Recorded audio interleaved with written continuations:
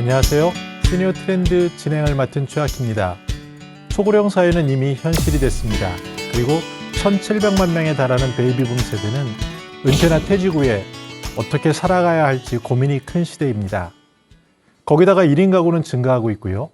다사 사회를 맞이해서 혼자서 삶을 마무리할 가능성은 점점 커지고 있습니다.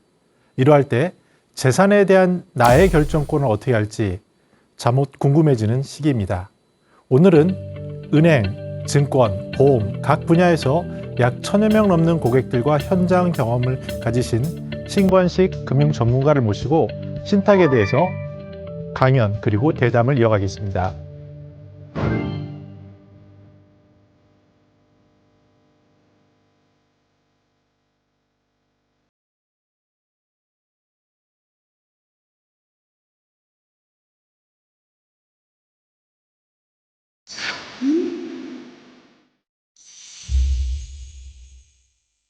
예, 안녕하십니까. 금융전문가 신관식입니다.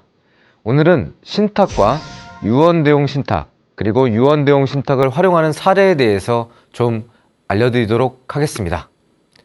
우선 신탁이란 재산을 소유한 위탁자가 믿고 맡길 수 있는 수탁자에게 부동산, 유가증권, 금전 등을 이전하면서 임무를 부여하게 됩니다. 임무를 부여받은 수탁자는 관리, 처분, 운용, 그 밖의 여러 행위를 통해서 위탁자의 지시를 이행하게 됩니다. 그런 다음에 수탁자는 수익자에게 신탁의 원본과 재산, 그리고 이익, 이자 등을 지급하게 되는 구조 자체를 바로 신탁이라고 합니다. 신탁에는 여러 종류가 있습니다. 그런데 오늘 살펴볼 신탁은 유언대용 신탁입니다. 먼저 유언대용 신탁은 그 말 속에 여러 가지 사항들이 복합적으로 함의되어 있습니다. 유언을 대신하는 신탁이고요. 그러니까 유언대용 신탁은 유언을 대신하는 신탁으로서 유언의 모든 기능들을 대신할 수 있는 신탁입니다. 특히나 최근에 우리나라 시니어분들의 고령과 그리고 재산 가액이 증가됨에 따라 가지고 유언대용 신탁을 찾는 사람들이 많아졌습니다. 그래서 오늘은 유언대용 신탁에 대해서 조금 더 깊이 살펴보도록 하겠습니다. 유언대용 신탁은 먼저 2012년 신탁법이 개정되면서 생겨났습니다. 간략하게 소개드리면 유언장이 없더라도 신탁 계약에 따라 재산을 효율적으로 승계하는 신탁을 말합니다. 즉, 재산을 갖고 있던 위탁자 겸 수익자, 고객님이 고객님 생전에는 신탁 계약의 위탁자 겸 수익자로 지위를 갖고요. 그리고 수탁자한테 재산을 이전하게 되고 신탁 계약을 설정하게 됩니다. 신탁회사 등 수탁자는 위탁자로부터 재산을 이전받은 재산을 관리, 운용, 처분, 그 밖의 행위 등을 하게 됩니다. 금전을 운용할 수도 있고요. 부동산을 운용할 수도 있고요. 부동산을 관리할 수도 있고 또는 유가증권을 관리, 운용, 처분할 수도 있습니다. 이렇게 수탁자가 운용된 재산을 관리 및 운용하다가 생전에는 위탁자 겸 수익자한테 이 재산의 원본과 이익을 지급해 드리다가 위탁자가 지정한 사후 수익자가 있는데 위탁자가 사망하게 되면 수탁자는 사후 수익자한테 금전, 부동산, 유가증권 등을 이전하는 신탁을 바로 유언대용 신탁이라고 합니다. 사후 수익자에는 배우자, 자녀 등 여러 사람이 될 수도 있고요. 또는 법인도 될 수 있습니다. 이런 부분에서 효율적으로 위탁자가 사망할 경우에 이 재산을 사후 수익자에게 효율적으로 이전하는 신탁이 바로 유언대용 신탁이 됩니다. 실제 사례를 기준으로 한번 살펴보는 것이 좋을 것 같습니다. 저는 중대한 수술을 앞두고 있습니다. 평생 독신으로 살아온 저에게는 여러 형제들이 있지만 왕래가 없습니다. 그러나 여태껏 저를 봉양해 준 건 막내 조카입니다. 그래서 저의 재산 모두를 막내 조카 A에게 주고 싶은데 가능한지, 그것도 신탁으로 가능한지 문의 주셨습니다. 최근에 우리나라의 1인 가구 수는 점점 증가해서요. 우리나라 가구 수 중에 34.5%가 1인 가구로서 750만 2350가구가 홀로 사시는 1인 가구가 됩니다. 과거 2016년도에는 한 530만 가구 정도가 됐는데 2018년도에는 600만 가구, 2019년도에는 600만 가구를 초과했고요. 2020년부터는 급격하게 증가해서 650만 가구, 2021년도 같은 경우에는 700만 가구를 돌파했고 2022년도에는 750만 가구를 돌파했습니다. 이 추산대로라면 우리나라는 2025년이 되면 약 총 가구 수 중에 40% 이상이 1인 가구가 될 것이고 800만 가구가 넘을 거라고 추정되고 있습니다. 그런 부분에서 우리나라는 총 가구 중에 1인 가구의 비율이 가장 높은 비율로 증가할 것이다 라고 추정되고 있습니다. 예를 들어서 이 분의 니즈는 유언대용 신탁을 통해서 고민 해결이 되실 것 같습니다.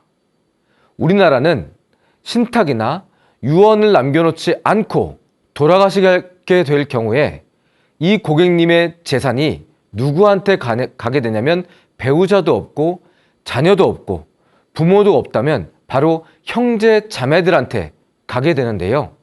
형제 자매들과 왕래가 없는 이 고객님은 신탁이나 유언을 남겨놓지 않으시면 형제 자매가 민법상 선순위, 법정 상속인이 되고 형제 자매들이 재산 분할을 통해서 가져가게 됩니다. 만약 고객님의 형제 자매들이 고객님보다 먼저 돌아가시는 경우에도 형제 자매들의 자녀들이 대습 상속인이 되어서 고객님을 봉양하고 있는 막내 조카는 상속의 후순위가 되거나 대습 상속인 중에 한 명이 되기 때문에 고객님이 원하시는 막내 조카한테 본인의 재산이 다 가는 이런 상황을 만들 수가 없습니다. 그래서 유언과 유언대용 신탁을 꼭 활용하실 때 고객님의 의지대로 재산이 승계되는 그런 구조다라는 말씀을 드리겠습니다. 민법상의 이 고객이 유언이나 유언대용 신탁이나 신탁을 남겨놓지 않게 되면요. 민법 1000조 그리고 민법 1003조에 따라서 1순위 상속인은 직계비속가 배우자가 됩니다. 그런데 이 고객님은 직계비속가 배우자가 없지요. 그리고 이 고객님은 부모, 직계존속도 없고 배우자도 없으니까 배우자한테 가게 되는데 배우자도 없는 독신인 이 고객님은 그 다음 순위가 바로 형제 자매가 됩니다. 그리고 형제 자매가 있을 경우에는 고객님이 생각하는 막내 조카 A씨는 사촌 이내의 반계 혈족으로서 후순위 상속인이 되든지 아니면 상속순위에 들어갈 수가 없습니다.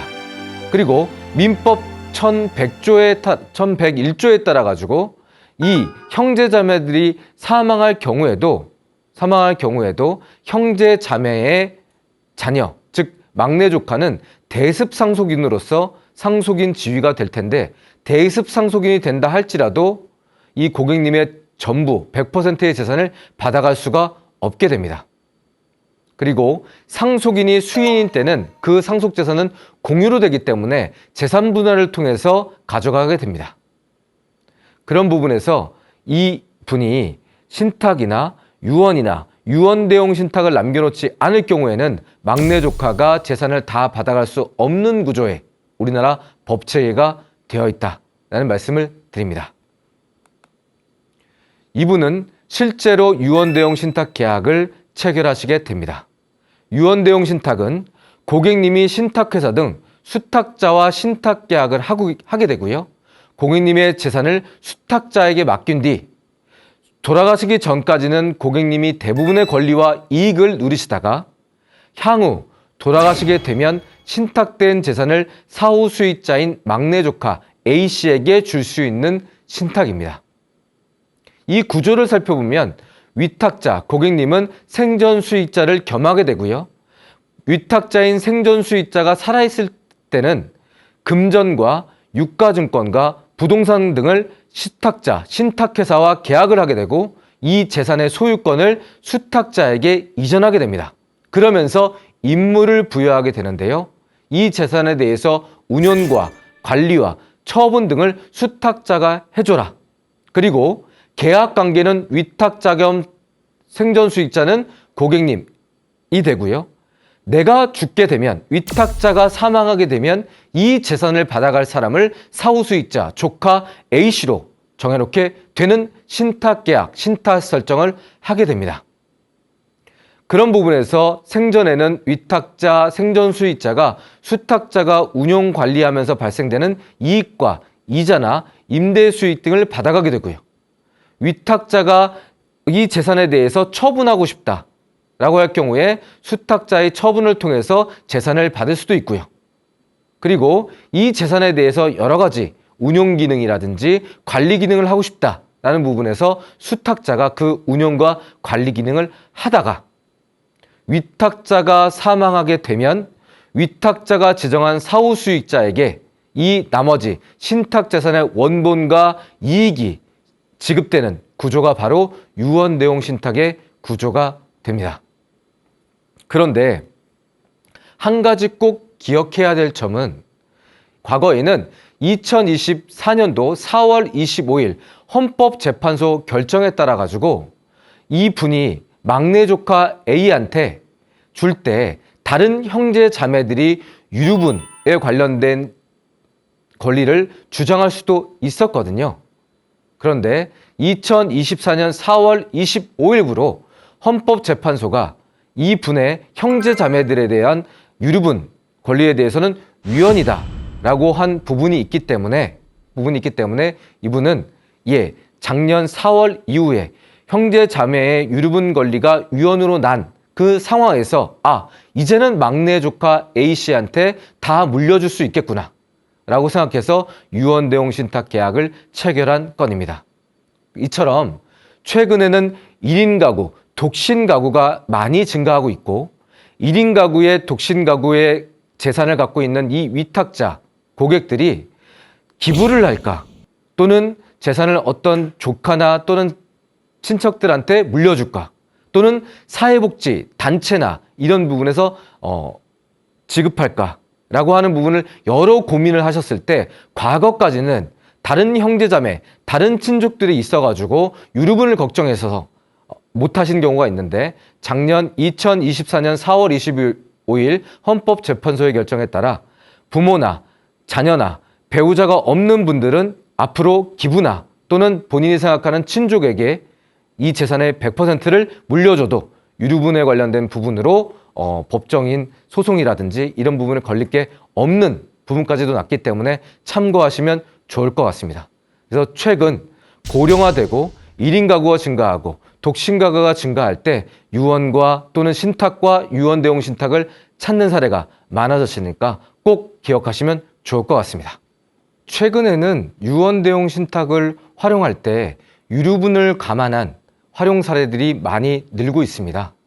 왜냐하면 형제자매들의 그 유대관계가 점차 줄어들고 있고 그리고 각자 의사소통이라든지 또는 여러 가지 관계들이 소원해짐에 따라 가지고 유류분에 대한 내용으로 유언대용 신탁 설계가 많이 진행되고 있습니다. 그래서 대표적인 사례를 한번 말씀드려볼까 합니다. 80세 남성으로 1988년도에 첫 번째 부인과 이혼하신 상태였습니다. 전처 사이에는 2명의 딸이 있으셨고요. 1994년 두 번째 부인과 재혼하셨고 이 재혼한 배우자 사이에는 아들이 1명 있으셨습니다. 그런데 1년 전에 가족들과 상의하지 않고 이 분이 갖고 있었던 서울시 소재 상가를 배우자에게 증여하시게 됨에 따라서 이 사실을 3개월 전에 알게 된 두 딸이 불만을 갖게 되었고 나머지 이 고객의 재산 60억 원 정도를 당장 이 두 딸이 본인들한테 증여해달라고 요구하는 상황에까지 이르게 되었습니다.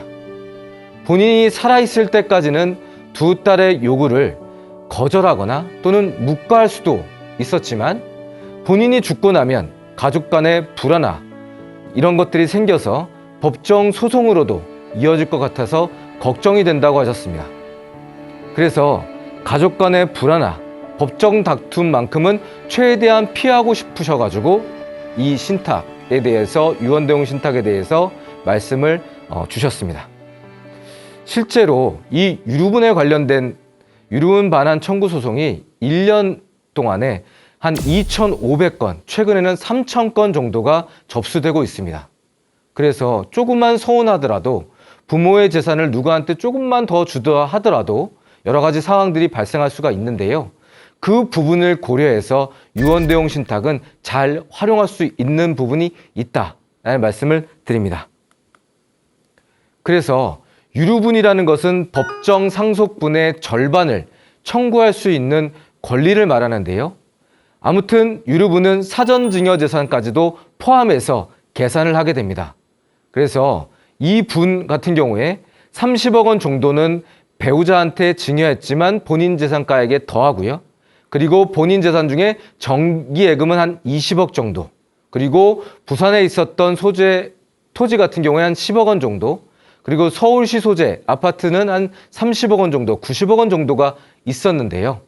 이분이 유언이나 또는 유언대용 신탁을 남겨놓지 않고 돌아가실 경우에는 배우자, 맏딸, 작은딸, 막내 아들 같은 경우에 법정 상속분은 30억, 20억, 20억, 20억을 기준으로 해서 협의 분할을 거쳐야 됩니다.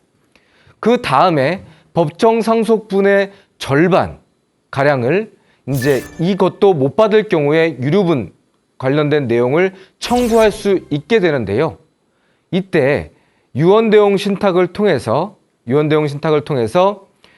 맏딸한테는 정기예금의 50% 10억 원, 그리고 부산시 소재 토지 50% 15억 원 정도를 맏딸 그리고 작은딸에게 둘한테 주는 설계를 하시게 됐기 때문에 유류분 권리 10억 원보다 초과되는 그 금액을 받아갈 수 있게 설계해 놓으셨습니다. 그리고 막내 아들한테는 서울시 소재 아파트를 전적으로 100% 주게 되는 유언대용 신탁 설계를 해놓으셨기 때문에 설계할 당시에 유류분 부족액은 미발생하고요.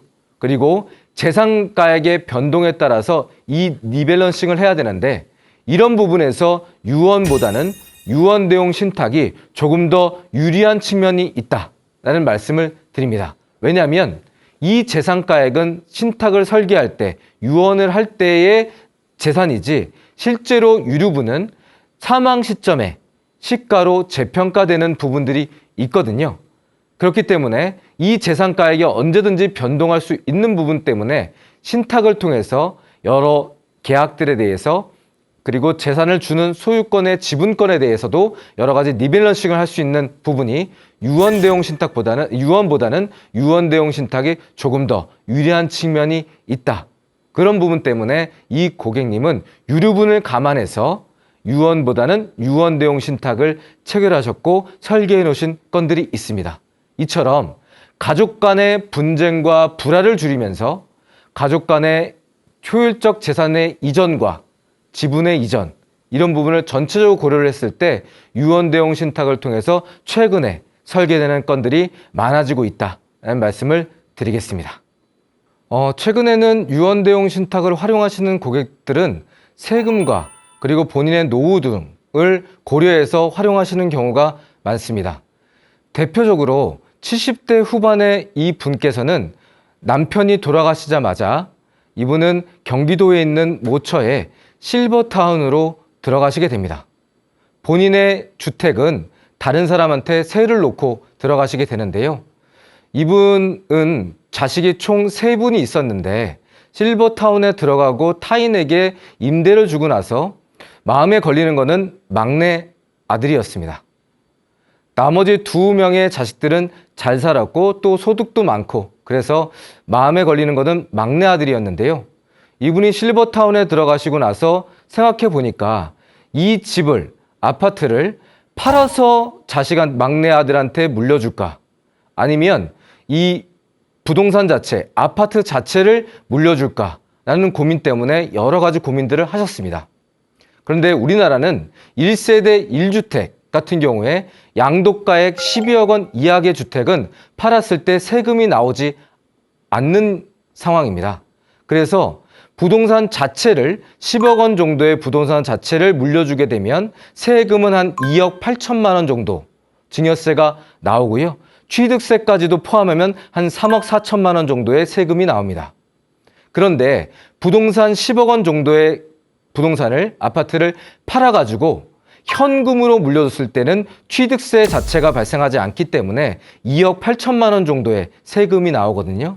즉 1세대 1주택자 12억 원 언더에 부동산을 갖고 계신 분들이 실버타운에 옮기시면서 본인이 가지고 있는 주택을 막내 아들이나 또는 자녀들한테 물려줄 때, 그럴 때는 아파트 자체를 물려주는 것보다는 이 아파트를 팔아서 물려주는 것이 취득세 이런 것 측면에서 유리한 측면이 있기 때문에 팔아서 물려주시는 것이 좋겠다. 그런데 이분은 이 아파트를 판 돈, 실버타운에 있으면서 본인 노후 자금으로 쓰시다가 그러다가 나머지 자녀 재산을 자녀들한테 물려주는 생각을 하시게 됩니다. 그래서 이 아파트를 판 돈을 기준으로 유언대용 신탁을 설정하시게 되고요. 본인이 살아있을 경우에는 생활비라든지 또는 실버타운의 관리비라든지 그리고 실버타운의 식사비라든지 이런 거를 쓰시고, 그리고 실버타운에 들어가셨던 분들과 함께 여행도 다니시고 여가활동도 하시고 이런 비용으로 쓰시다가, 그리고 나머지 돌아가셨을 경우에는 나머지 재산이 자녀들한테 막내 아들한테 막내 아들한테 지급되는 그런 구조로 유언대용 신탁 계약을 설계해 놓으신 건도 있습니다. 그래서 최근에는 실버타운에 들어가시면서도 본인의 자산을 처분해서 본인의 노후 생활과 그리고 은퇴 준비를 하시면서도 그 나머지 재산을 유언대용 신탁으로 넘기시는 그런 사례들도 꽤 늘어나고 있습니다. 지금까지 고령화됨에 따라서 독신 가구가 증가하고 있고 여러 가지 가족 간의 분쟁이 증가하고 있고, 그리고 실버타운에 들어가는 사례들도 있기 때문에 유언대용 신탁의 여러 사례를 말씀드렸습니다. 이상 감사합니다.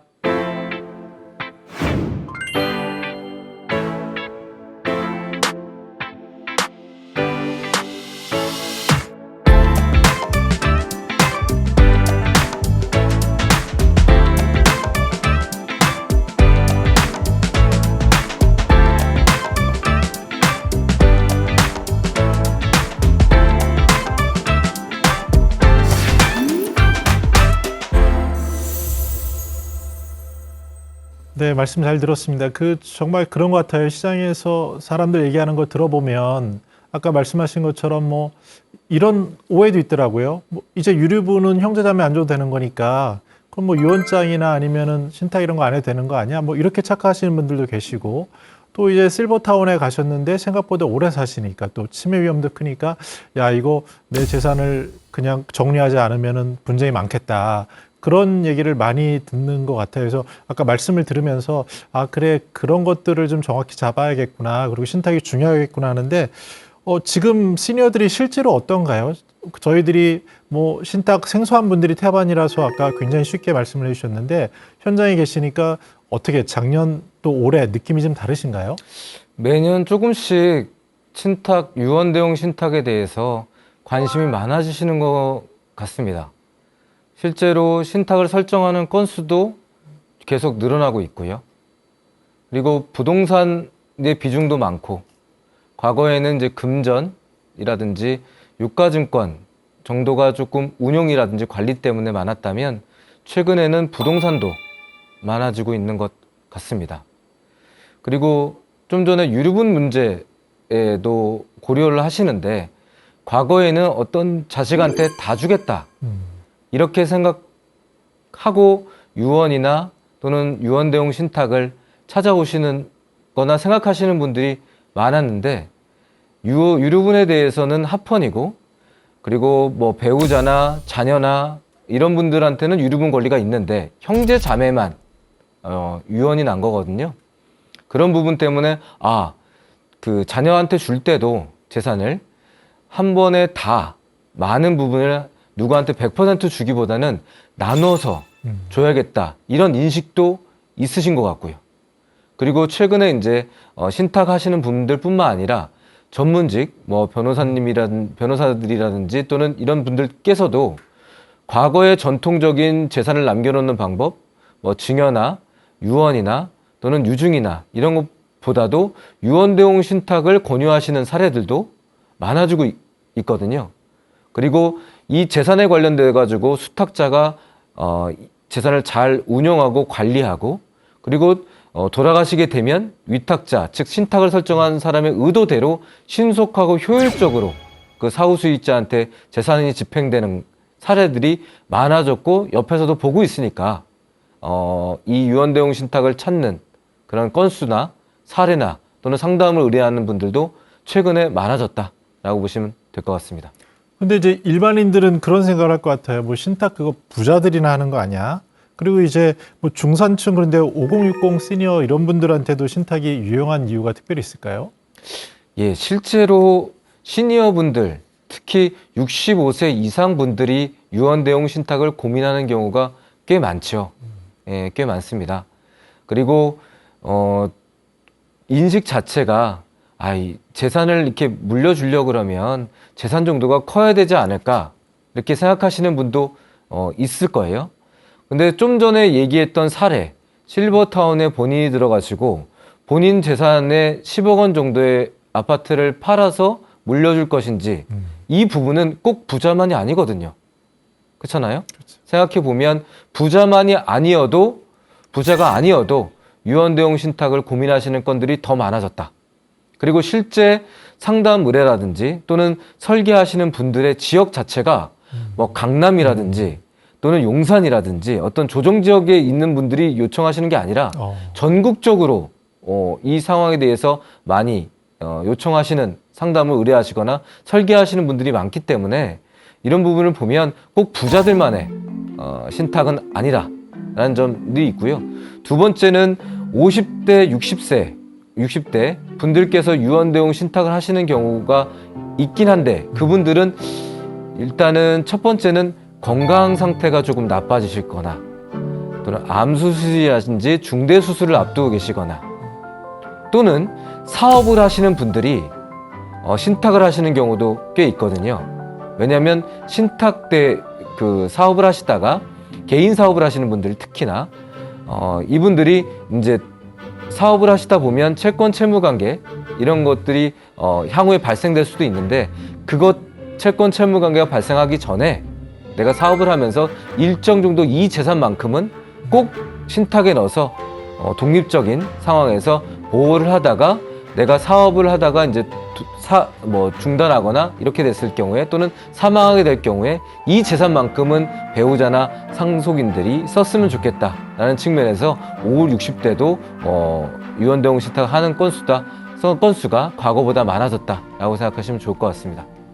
네, 정말 그 서울에 뭐 아파트 집 한 채 있어도 굉장히 고가인 경우가 많고 또 그리고 지금 이제 자기 결정권에 대해서 사업을 하신 분들도 그렇지만 뭐 치매는 누구나 걸릴 수 있는 거니까 이제 그런 것들이 커지는 것 같아요. 근데 이제 또 금융 전문가로서 세무 쪽도 굉장히 전문가신데 그 책도 계속 내고 계시고요. 근데 최근 상속세, 증여세 등의 세금 부담으로 고민하는 사람들도 많을 것 같은데 아까 뭐 사례도 말씀하셨지만 신탁이 정말 세금 절감에 어떻게 도움이 되나요? 실제로 유언대용 신탁 자체는 상속세가 이제 위탁자가 돌아가시게 되면 상속세가 나오게 됩니다. 그런데 이제 신탁 자체에는 뭐 절세 기능이라든지 세제 지원 제도는 없어요. 다만 이제 돌아가시면서 공익법인이나 또는 공익신탁을 활용할 경우에, 그러니까 내가 죽었을 때 공익법인의 재산에 간다든지 또는 공익신탁 자체로 뭐 향후에 공익법인의 사업에 쓴다든지 이럴 때는 상속재산가액 기부되는 또는 출연되는 그 금액에 대해서 전액 재산가액 자체가 빠지는 부분에서 절세가 될 수는 있거든요. 다만 그게 아니고 일반적으로 자녀나 배우자나 또는 손주나 이런 사람들한테 재산을 물려주는 경우라면 세제 혜택은 없어요. 그러나 다른 상속세를 절감할 수 있는 부분과 결합되는 경우로 활용될 수도 있거든요. 예를 들어서 우리나라는 가업 상속 공제를 제외하고 상속 공제가 가장 많은 금액을 차지하는 게 배우자 상속 공제입니다. 네. 최소 5억 원서부터 최대 30억 원까지 그 중에 법정 상속 비율대로 갔을 때 그 사이에서 이제 상속 공제가 일어날 수 있는데요. 그럴 때 이렇게 설계해 드릴 수는 있죠. 이 분이 재산을 남겨 놓으실 때 배우자 상속 공제를 최대 30억까지 받는 그런 비율로 자녀와 배우자의 비율을 조정한다든지, 그리고 자녀가 받을 경우에는 이제 동거주택 상속 공제를 받을 수 있게끔 무주택 자녀와 함께 산 자녀가 그 위탁자의 주택을 받아가서 최대 6억 원 정도까지는 공제를 받을 수 있게끔, 그래서 다른 상속 공제와 세금 감면 제도랑 결합해서 그런 부분에서 설계해 드리면서 유언대용 신탁을 활용하시는 건도 있으니까, 신탁 자체에는 공익법인에 출연하거나 공익신탁을 활용할 때 절세되는 것 이외에 개인한테 물려줄 때는 여러 가지 상속 공제, 즉 다른 제도와 상속세에 있는 다른 세액 감면 공제 제도와 결합해서 물려줬을 때, 이렇게 활용했을 때 세금을 절세할 수 있는 그런 부분으로 활용하는 사례들도 있다라는 말씀을 드리겠습니다. 네, 말씀처럼 뭐 굉장히 어려운데 일반인들은 전문가에게 상담을 받는 게 필요한 것 같고, 근데 이제 이런 건 있는 것 같아요. 정부 자체도 이제 치매머니 이렇게 얘기하면서 공공신탁을 시범 사업으로 도입을 했거든요. 그리고 이제 요새 상속세나 이런 그 개정하는 방향을 보면은 우리 초고령 사회를 맞이해서 점차 뭔가 제도적인 뒷받침을 하는 움직임이 보이는 것 같습니다. 근데 이제 그 전문가님은 특별히 기업 승계 신탁도 굉장히 많이 하시고 또 자산 승계 신탁도 많이 하셔서 이걸 설명해 줄 수 있을 것 같은데, 기업 승계 신탁, 개인 자산 승계 신탁 차이점은 뭐고 어떤 분들에게 추천하세요? 가업 승계를 할 때도 신탁이 유용하고요. 개인의 자산을 승계할 때도 신탁이 유용한데요. 저는 이제 기업민들의 기업 재산 또는 그 사업을 하시는 분들의 사업용 재산이 이제 후계자 또는 예비 CEO, 예비 오너들한테 넘어가는 거를 이제 가업 승계라고 하고, 그때 활용하는 거를 가업 승계와 관련된 신탁이라고 보고요. 가업을 또는 사업을 하시는 분들도 개인 재산이 있을 거 아니에요. 또는 사업을 하시지 않는 분들도 개인의 재산과 자산이 있을 거 아니에요. 그러니까 개인용 재산을 유언대용 신탁을 통해서 이제 상속 또는 물려주시는 거를 이제 자산 승계 신탁으로 보고요. 그래서 가업 승계에 관련된 신탁과 개인 재산에 관련된 자산 승계 신탁을 한꺼번에 이를 때는 이 부분은 개인용 재산이든 또는 사업용 재산이든 재산이 넘어가는 거니까 이 두 가지를 한꺼번에 부르는 거를 재산 승계 신탁이라고 부르고 싶습니다. 그래서 재산 승계 신탁 내에서 하나는 가업의 재산이 후계자, 예비 CEO한테 넘어가는 거를 가업 승계와 관련된 신탁, 그리고 사업을 하시는 분뿐만 아니라 개인이 자산을 갖고 있는 분들이 개인 재산을 넘기는 거를 자산 승계 신탁이라고 부를 때, 가업 승계 신탁과 자산 승계 신탁을 한꺼번에 아우르는 게 재산 승계 신탁이라고 보고, 재산 승계 신탁의 대표 주자가 바로 유언대용 신탁이라고 본다라는 말씀을 드리겠습니다. 그럼 이제 쉽게 이야기하면 이런 거가 되겠네요. 재산에 대해서 어떠한 자기결정권을 높이기 위해서 그 실은 신탁이라는 게 이제 민사신탁은 그냥 계약에 의한 것, 주로 변호사님이나 그 다음에 상사신탁은 이렇게 그 금융기관에서 더 신뢰하는 거라고 본다면, 이렇게 자기 재산에 대해서 뭔가 시스템적으로 계약 관계에 의해서 안전하게 만들어주는 거고, 이런 것들은 결국은 가업을 승계하든 자기 자산을 승계하든 자기가 살아있을 때나 또는 돌아가시고 나서 사후에 자기가 기부하든 이런 거를 체계적으로 만드는 거라고 이해하면 될까요? 그렇습니다. 신탁에는 세 가지 주체가 있죠. 재산을 원래 소유했던 분이 믿고 맡길 수 있는 사람에게 재산을 넘기면서 소유권을 이전하면서 여러 임무를 또는 수익자를 지정할 수 있는 신탁을 설정하는 사람이 바로 위탁자가 되고요. 위탁자와 함께 신탁 계약 등을 통해서 신탁 재산을 즉 재산을 이전받고 관리, 운용, 처분 그 밖의 행위를 하는 사람이 수탁자가 되겠죠. 이제 수탁자는 주로 은행이나 뭐 변호사님이나 자기 가족에 믿을 수 있는 사람이나 이렇게 되겠네요. 그렇죠. 그래서 우리는 이제 어떤 조직이라든지 인력이라든지 자본금을 갖추고 금융위원회에 신탁업 인가를 받은 신탁회사들이 하는 수탁자가 되는 신탁을 상사신탁이라고 하고요. 또는 영업신탁이라고 합니다. 네. 그런데 이제 수탁자는 꼭 신탁회사가 되는 건 아니거든요. 아, 신탁회사가 아니어도 돼요. 그러니까 일시적으로 또는 어떤 이 건 바이 건으로 할 수 있는 변호사라든지 또는 전문 자격사라든지 또는 뭐 단체라든지 공공기관이라든지 이런 데도 수탁자가 될 수 있습니다. 이런 것들을 민사신탁이라고 하고 상사신탁의 특징은 영업신탁이다 보니까 보수라든지 수수료가 발생하고요. 민사신탁은 개별적으로 건 바이 건으로 또는 개별적인 사항으로 계약이 체결되는 것이기 때문에 보수나 수수료가 발생하지 않거나 필요 비용만 발생하는 그런 신탁을 민사신탁이라고 하는데 두 신탁 시장 모두 점점 더 커지고 있다. 네. 그래서 개별적으로 어떤 그 전문가들의 도움을 받아가지고 하는 민사신탁 시장도 커지고 있고요.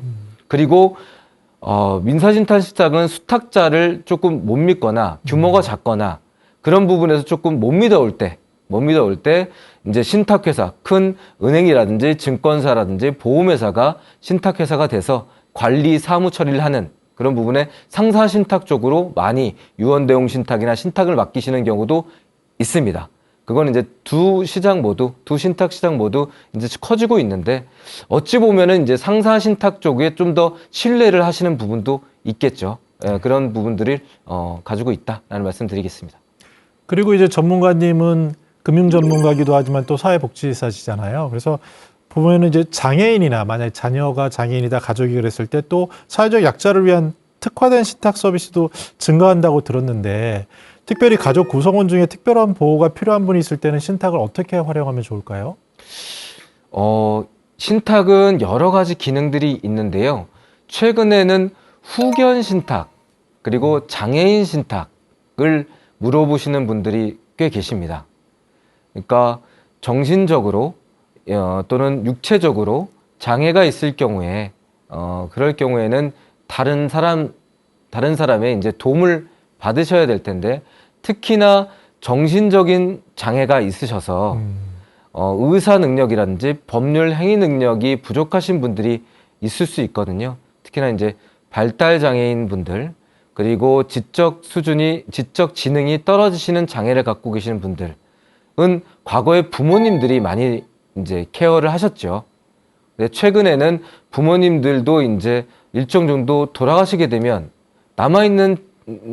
살아있는 장애인은 어떻게 케어를 할 것인가, 도와줄 것인가, 지원을 해줄 것인가에 대한 부분도 많이 이제 사회적인 니즈가 많이 늘어났어요. 그리고 장애를 갖고 있지 않다 하더라도 최근에 고령화됨에 따라서 치매를 앓고 계신 분들도 다른 사람의 도움을 많이 받아야 될 때가 많습니다. 그리고 치매를 앓고 계신 분들은 여러 가지 이제 상황에 따라서 고령자가 또 많으시고 그리고 다음에 또 도움이 없으면 이제 생활하기 불가능한 경우가 많기 때문에 병원으로 가시는 분도 많거든요. 요양병원이나 요양원으로. 그런 분들은 이제 도와주려고 하는 분들이 이제 2013년도부터 생겨났는데 그게 바로 이제 후견제도죠. 네. 이제 성년 후견제도든 한정 후견제도든 특정 후견제도든 또는 임의 후견제도든 이제 후견에 따라서 이제 이 피후견인을 도와주시는 분들이 후견인인데 이 후견인뿐만 아니라 이 후견인이 이제 재산 관리에 전문화된 분들이 아니잖아요. 그런 부분에서 후견인이 관리하는 것들 중에 재산 관리는 신탁으로 했으면 좋겠다라고 해서 맡기시는 게 후견 신탁이고 최근에 많은 건들이 이제 관심을 갖기 시작하시는데, 다만 후견 제도 자체도 조금 익숙치가 않은데, 이제 후견 신탁까지 이제 가시는 경우는 많지 않지만 후견 신탁의 장점을 물어보시는 분도 계시다. 후견인이 재산 관리에 전문화되지 않았기 때문에 이 재산 관리는 이제 신탁회사 또는 민사 신탁에 맡겨가지고 후견 신탁을 통해서 정기적으로 이자나 또는 여러 가지 수익을 지급받고 원본이 필요할 때, 생활비가 필요할 때, 의료비가 필요할 때 이제 원본을 찾아가는 그런 부분에 후견 신탁도 있고요. 그리고 장애인분들이 요즘에는 많이 하세요. 네. 신탁을. 왜냐하면 부모님으로부터 재산을 물려받고 이 물려받은 재산을 신탁회사 등 상사 신탁을 할 경우에 돌아가실 때까지, 장애인 돌아가실 때까지 유지할 경우에는 물려받은 재산 중에 5억 원까지는 증여세가 나오지 않거든요. 네. 그런 부분에서 장애인 신탁을 활용하시는 분들도 꽤 많이 늘었다라는 말씀 드립니다. 그러게요. 실은 노인이 된다는 것은 누구나 다 장애인이 된다는 거랑 비슷한 것 같거든요. 치매도 그렇고. 그랬을 때 내가 살아가는 사람이 남아있는 걸 남겨두고 돌아가신다. 이거 굉장히 걱정이 클 거고, 이런 쪽에 대해서 신탁이라고 말씀 주신 후견 신탁이라든지 그런 제도적인 거는 큰 도움이 될 것 같습니다. 그러면 혹시 전문가님이 보셨을 때 신탁할 때 잘못 선택하거나 설계할 때 뭐 주의할 거 간단히 말씀해 주시면 어떤 걸 주의하면 될까요? 예, 실제로 최근에 신탁을 하실 때 신탁도 계약이거든요. 뭐 계약 이외에 많은 걸 설정할 수 있겠지만 신탁도 거의 대부분이 신탁 계약으로 이루어져요. 계약은 즉 계약하는 당사자의 의사 능력 그리고 법률 행위 능력이 중요하거든요. 그러니까 치매 상태에 있거나 후견을 받는 상황이 아니시라면, 치매 상태에 있거나 의사 능력이 부족한 상태에서 하시게 되면 여러 가지 문제가 발생해요. 그러니까 신탁을 할 때도 정신적으로, 육체적으로 건강하실 때 빨리빨리 미리미리 해놓으시는 게 좋겠다라는 말씀을 드립니다. 네, 그런 것 같습니다. 이미 초고령 사회는 현실이 됐고 누구나 다 당사자가 느끼는 거기 때문에 뭐 의사 결정을 하시는 분들뿐만 아니라 이 시청을 하시는 모든 사람들의 관심이 되고요. 또 주변에서 흔히 들리는 문제고, 우리가 지금 다사사회를 맞이해서 잠깐 눈을 감을 뿐이지 우리에게 현존하는 심각한 문제는 말씀하신 것처럼 이러한 상속이라든지 세금이라든지 피해갈 수 없는 이런 것들인 것 같습니다. 오늘 다소 어려운 얘기 같지만 가장 중요한 것을 전문가님이 짚어주셨는데요. 다시 곱씹어보면서 앞으로 우리 사회가 아마 굉장히 변할 것이다. 그 속에 이 신탁이라는 것은 미국이나 일본 이런 곳에서 보듯이 굉장히 중요한 자리로서 그 자리를 매김할 것이라는 것을 생각해 보게 되었습니다. 오늘 귀한 말씀 감사합니다. 감사합니다.